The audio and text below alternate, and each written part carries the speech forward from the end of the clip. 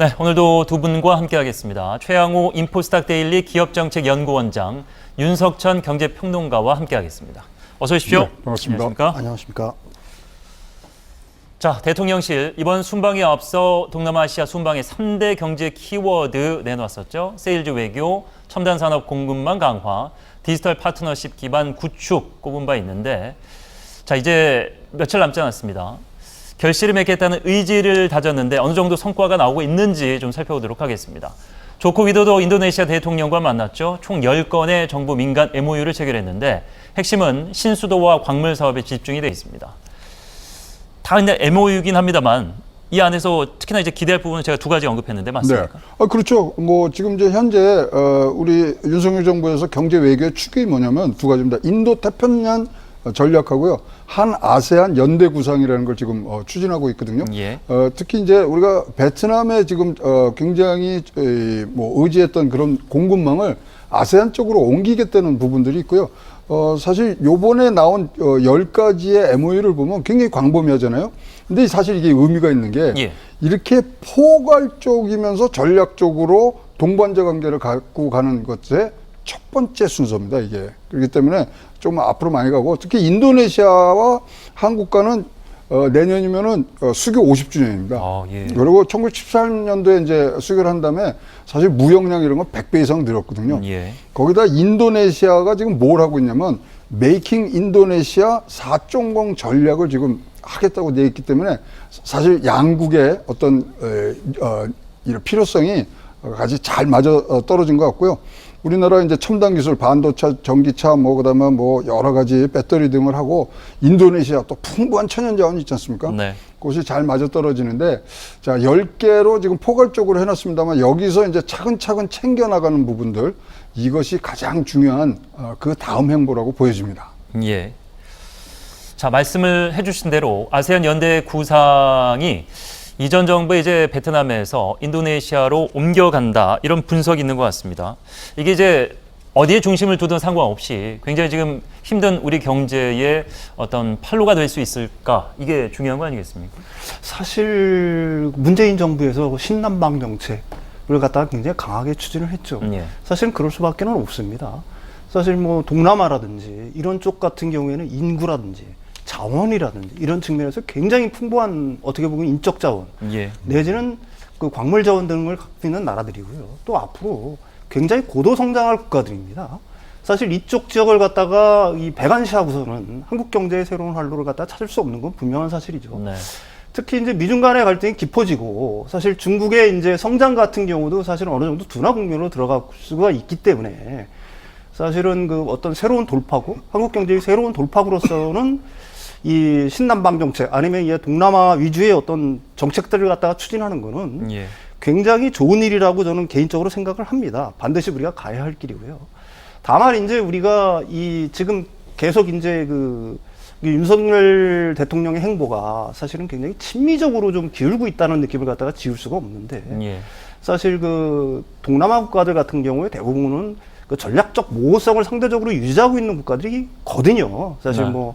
가령 미국이라든지 중국 간의 어떤 등거리 외교를 추진한다든지 인도도 마찬가지고요. 결국 이제 경제 실리를 따지기 위해서, 예, 경제적인 실리를 하는 따지기 거죠. 위해서 사실은 그런 건데, 우리 쪽이 이제 그런 어떤 전략적 모호성 대신 네. 사실은 굉장히 미국 쪽으로 이런 기우는 듯한 어떤 발언들이라든지 행보들 예. 자체 같은 경우이 앞으로의 어떤 경제 협력들을 갖다가 좀 불안하게 하는 요소가 아닌가, 예. 개인적으로 그렇게 생각을 합니다. 예.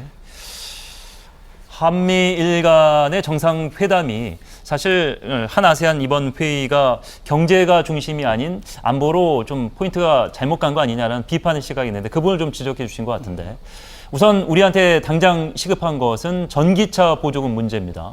미국 인플레이션 감축법이란 것이 이제 지난 8월에 시행이 됐는데, 이 내용에서 이제 한국은 좀 불리한 조항, 결국에 이제 미국 내에 부품을 쓰지 않거나 조립을 하지 않으면은, 그러니까 중국 위주의 기업들은 조금 불리한 상황인데, 중국과 연계가 돼 있기 때문에 과연 이것을 현재 그 정치학적 구도에서 지정학적 구도에서 풀어낼 수 있을 것이냐. 조 바이든이 좀 태도를 바꿨습니까?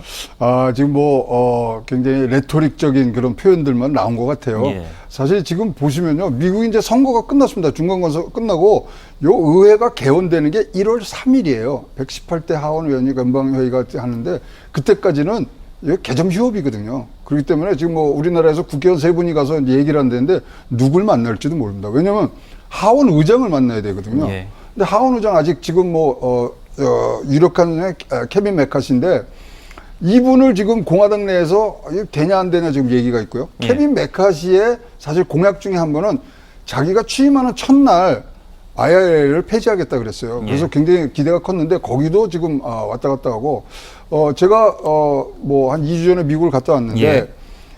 미국 내에서의 유력한 인사들을 만나보면 사실 IRA에서 한국에 대한 어떤 우호적인 그런 전환 우선순위에서 굉장히 뒤에 있습니다. 그렇기 때문에 우리가 너무 여기에 기대를 하면은 안 될 것 같은 그런 느낌들을 지금 많이 갖고 왔고요. 지금 현재 해야 될 일들이 굉장히 많은데 사실 숫자적으로나 미국 법률상으로 이게 가능하지 않은 부분들이 있어서 예. 특히 이제 시행령을 제정하는데 조금 영향력을 미친다 그러는데 미국에는 콩그레셔널 리뷰 액트가 있거든요. 거기서 상하 양원에서 다 지금 이 동의를 해야지만 이것이 바뀌는 그렇죠. 부분들 예. 등등. 그다음에 상원에서 바꾸려 그러면은 공화당을 통해서 이제 간다 그런다면은 60표 이상을 가진 다수당을 통해서 가야 되는 그러한 지금 의회 내부적인 이 절차 때문에 굉장히 길어질 부분들은 있습니다. 물론 지금 미국에 이번에 새로 된 상원의원 한 분하고 하원의원 한 분이 요것을 바꾸자고 하는 법안을 지금 내놓긴 했어요. 네. 근데 그것이 토의되는 것은 내년 1월 3일 이후라고 지금 보이기 때문에 당분간은 좀 레토릭적인 부분들이 있고 거기 가지가지 계속 지금 재무부와 관세 IRS 거기서 지금 전체 시행을 어떻게 할 것인가 세부 조항을 지금 하기 때문에 거기하고 굉장히 많은 대화를 지금 나눠야 되는 그런 시기라고 보여집니다. 예. 레토릭적인 차원이다 이렇게 지적을 해주셨습니다만 입장이 과연 바뀐 것이냐, 한국의 입장을 이해한다. 바이든 이제 비슷한 얘기를 했었고 우리 정부도 또 계속 얘기를 합니다. 세부 시행 규정 전에 해결이 되도록 최선을 다하겠다. 여기서 이제 진척이 되지 못하고 있는데 윤석천 평론가에서 앞서 지적해 주신 부분 결국에는 이제 중국이냐 미국이냐를 선택하는 그런 기로에서 이 부분이 마치 족쇄나 단서처럼 우리 미국 쪽으로 더 가까이 와 이런 뉘앙스로 계속해서 작용하는 거 아닌가. 그런 것도 물론 있을 수가 예. 있겠죠. 하지만은 제가 생각을 하기에는 사실은 미국 우선주의가 사실은 바이든 정책의 가장 중요한 축이다라고 먼저 생각을 하셔야 될 것 같아요. 예. 일반 분들이 이해하시기에는 사실 미국의 여러 가지 법안들이라든지 중국에 대한 어떤 강력한 견제들 이런 것들 모두가 사실은 미국을 갖다가 최우선주의로 삼고 있기 때문에 결국은 좀 속된 말로 표현하면 좋은 건 다 우리 것이다. 이런 정책들이 앞으로도 사실은 그게 더 거세지면 거세지지 사실은 줄어들지는 않을 거라고 저는 개인적으로 생각을 하고 있는 거예요. 큰 기업들이 다 미국 와서 사업을 해라. 그렇죠. 바이오든 전기든 바이오든 반도체든 예. 아니면은 배터리든 그럼 혜택을 주겠다 이런. 그러면은 혜택을 주지만은 궁극적으로는 미국의 정책 목표라는 것 자체가 사실은 플랜드리 쇼링이라서 동맹들을 동원해서 어떤 공급망 자체를 갖다가 짜겠다고 하는 거지만은 제가 예. 생각하기에는 그것을 넘어서 사실은 첨단 기술에 대한 이런 것들에 대한 미국의 패권을 갖다가 훨씬 더 공고히 하겠다. 가령 미국 기업들에 대한 어떤 우선권을 갖다가 굉장히 공고히 하겠다. 이런 정책들이라고 얘기할 수가 있는 거거든요. 예. 과거 이제 세계화 시대에 펼쳤던 미국이 이제 사실은 자신들은 기술 아니면 지적 재산권 가장 최상위 것만 갖고 나머지는 그냥 동맹이라든지 따라다리 할 수 있게끔 문호를 열어주는 정책에서 가령 앞으로의 세상에서 이제 필수적인 산업들은 그 자체를 갖다가 재정부전까지도 미국 자체가 갖겠다라는 어떤 욕심들 이런 것들이 있기 때문에 사실 IRA 개정 여부에 대해서 일부에서는 굉장히 긍정적인 어떤 신호들 네. 이런 얘기들이 나오고 있지만 예. 저는 개인적으로는 그런 어떤 미국의 장기적인 전략 하에서 본다고 하게 되면은 좀 부정적이 아닐까 이렇게 생각을 합니다. 예.